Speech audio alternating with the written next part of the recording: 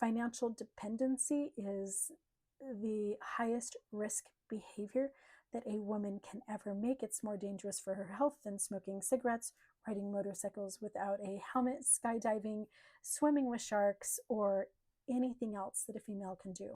So let's stop it. That's my advice. Hope this helps someone.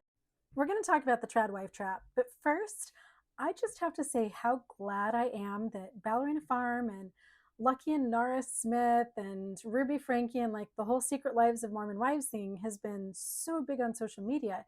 Because back in the day, when I would tell people some of the things that I'm about to tell you, then everyone would just give me like this blank stare, like, why the hell did that happen? Then I would have to dive into this big, huge explanation about Mormonism and like the culture and the doctrines and Mormon marriages and yada, yada, yada. And honestly, then people would still look at me like, I feel like you're a little nuts. But now, thanks to all of the Mormon influencers, I can just be like, Mormonism, trad wife, homesteading, the prophet.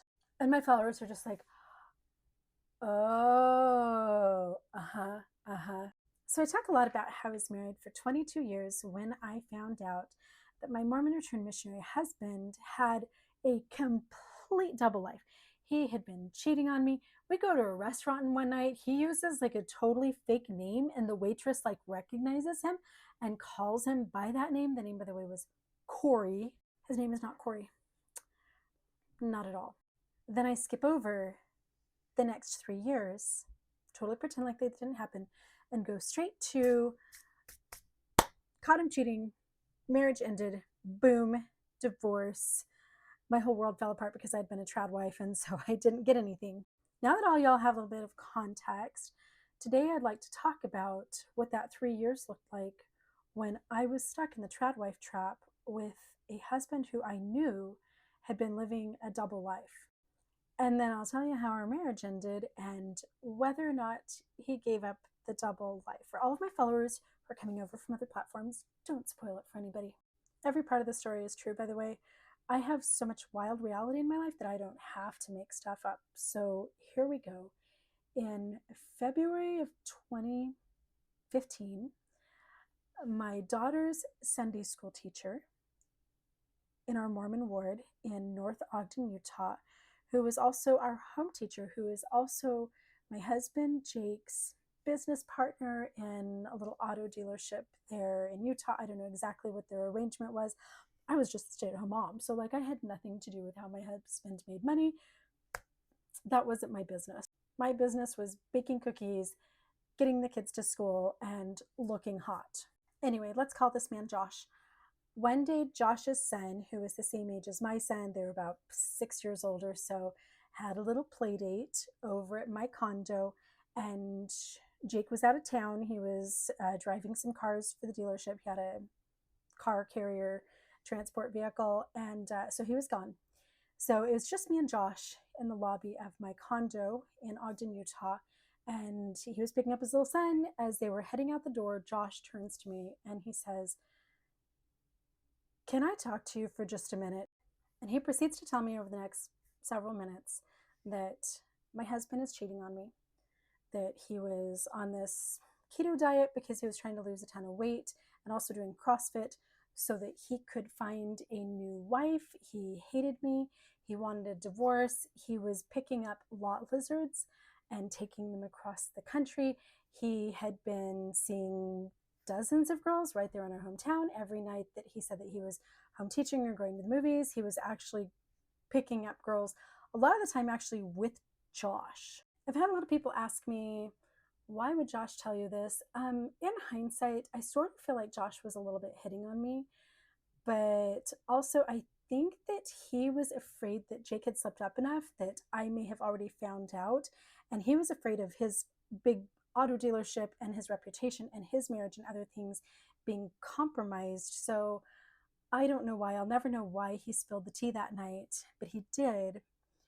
And immediately after he left my lobby, I grabbed my cell phone out of the pocket of my little skinny jeans, called Jake, and was by this time in hysterics. And I said, "Josh just told me everything. He said that you're cheating on me." So silence on the other end of the phone, and my ex-husband was such a good liar. Like, don't judge, don't judge. I know that it's really stupid now that I fell for this, but he immediately comes back with, oh, we're in a dispute over the business and we're about to end up in legal proceedings. I think that he's just trying to destroy my reputation, destroy my marriage before I can file suit against him. Jake was actually like crying on the other end of the phone. Like, why would Josh do that to me? And then, baby, I'm so sorry that he did that to you. So he denied everything, just denied everything. None of that ever happened. Again, at this point in my life, I had been married to Jake for 22 years. I'd met him when I was 19. We had married at 20. I didn't have an education. I didn't have a career. We had 4 children. My oldest son was out on his mission. I had no job skills. I had nothing. I had no means of providing for myself. I had just survived an ovarian tumor. I was completely dependent on Jake for my medical care. I was dependent on him for everything. I didn't have family that I could turn to for any help. My family of origin was so dysfunctional, and my mom was a trad wife. She didn't have any way that she could take care of me. My dad was elderly. He had frontal lobe dementia and Parkinsonism and was not doing well himself. I had absolutely no resources, nowhere to turn, nowhere to go. I kind of pretended with Jake like I bought into what he was saying, like, okay, well, wow, that's really crazy that Josh would do that to us. But I called my mom later on that night, crying, told her what Josh had just told me, word for word. Here's what he just said. And my mom said, don't talk to Jake about this anymore. You need to get evidence. And she spent the next couple of weeks kind of YouTubing, like how to put trackers on cars and what type of evidence to look for, how to get into my husband's iPhone, download contacts, all kinds of things like that. I would eventually find evidence of years worth of affairs, dozens and dozens, as many as 100 girls, most of them paid sex workers.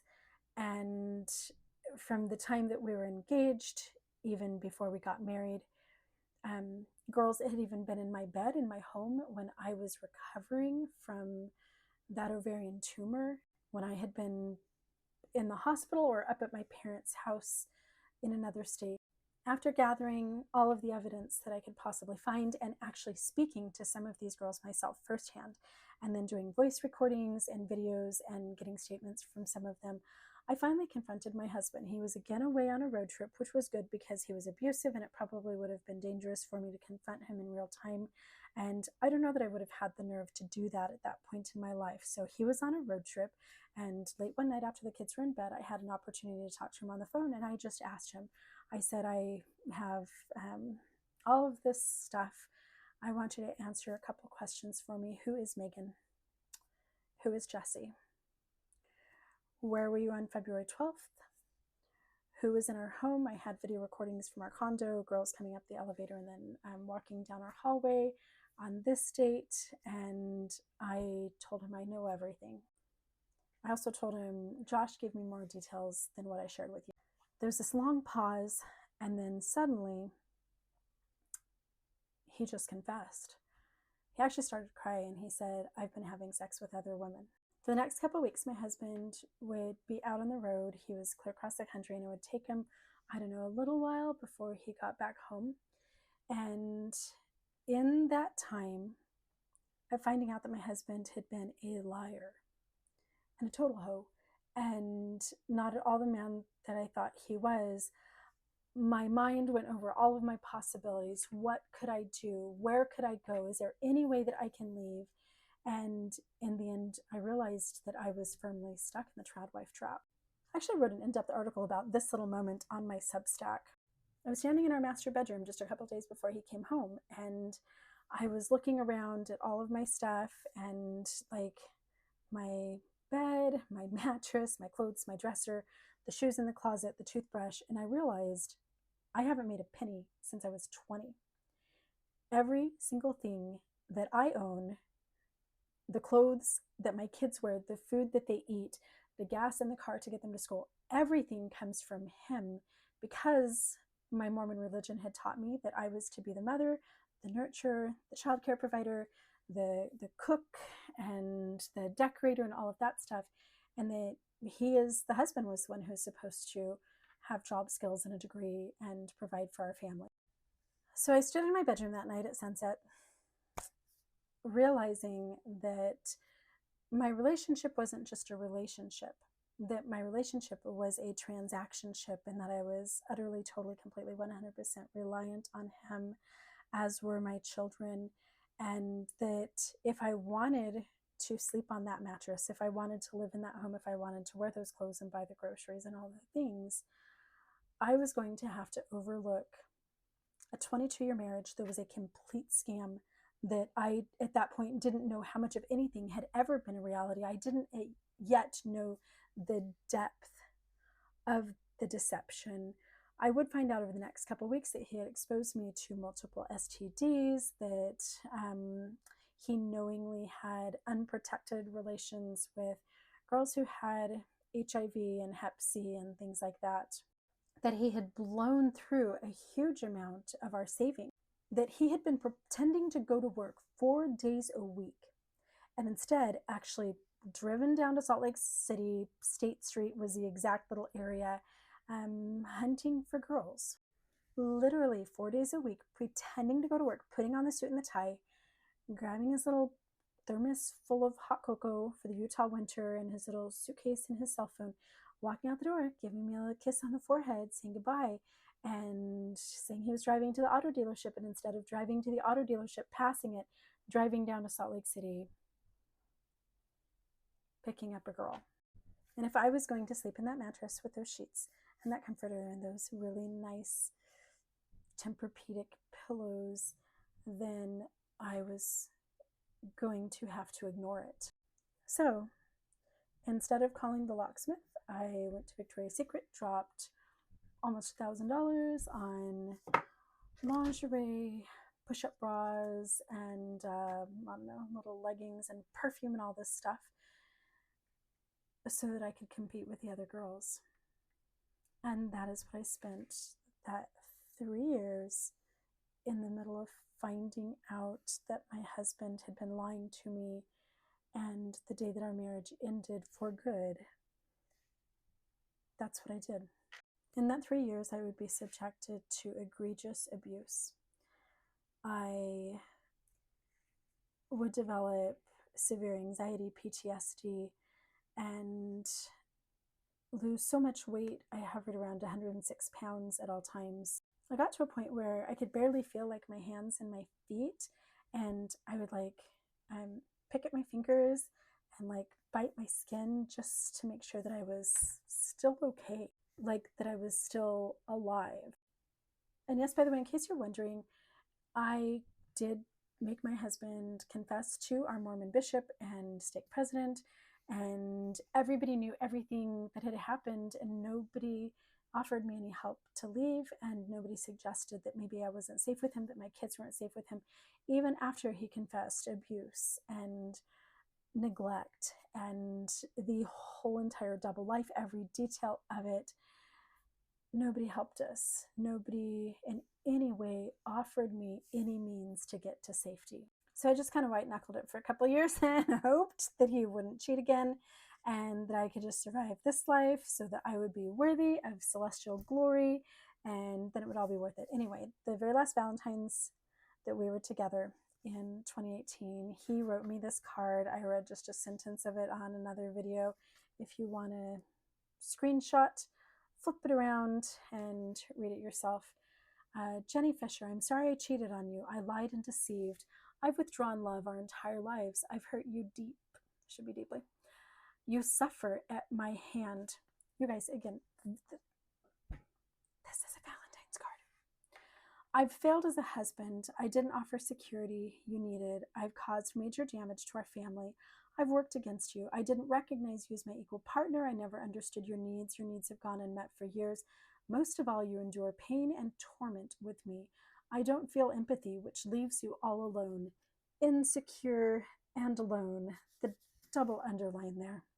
This is where I failed most as a husband. I will always be forever deeply sorry. You are an amazing Mercedes woman. Long story. He would repossess that Mercedes, by the way.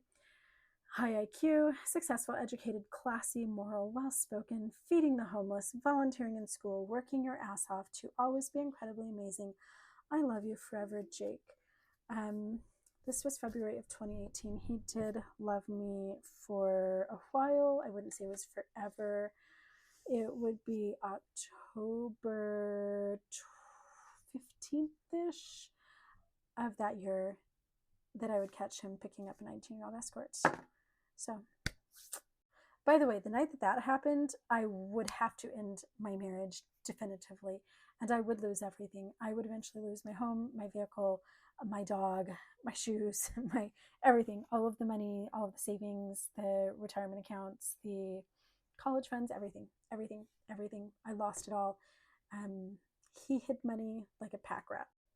As an international domestic violence advocate, I hear from thousands and thousands and thousands of women around the globe, and I hear similar stories repeated again and again and again and again and again. There's barely a day that goes by that I don't have somebody somewhere, a 20-year-old in Australia, a 50-year-old in Russia, reaching out to me saying, I just caught my husband cheating. I don't know what to do. I'm a stay at home mom. I've never had any money. I don't have any resources. What do I do? Here's the answer: nothing. It's too late. I mean, leave. Your life's going to be hard. The answer is in the younger women. We can't let this happen to them. A man is not a plan. Our relationships need to be just that. They need to be relationships. They should not be transactionships. And financial dependency is the highest risk behavior that a woman can ever make. It's more dangerous for her health than smoking cigarettes, riding motorcycles without a helmet, skydiving, swimming with sharks, or anything else that a female can do. So let's stop it. That's my advice. Hope this helps someone.